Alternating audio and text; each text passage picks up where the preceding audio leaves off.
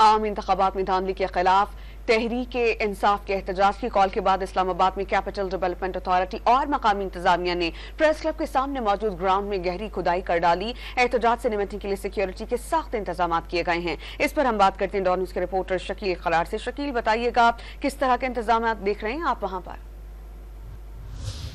जी बिल्कुल, पीटीआई ने इंतखाबी धांधलियों के खिलाफ आज इस्लामाबाद में नेशनल प्रेस क्लब के बाहर एहतजाजी रैली की कॉल दी थी।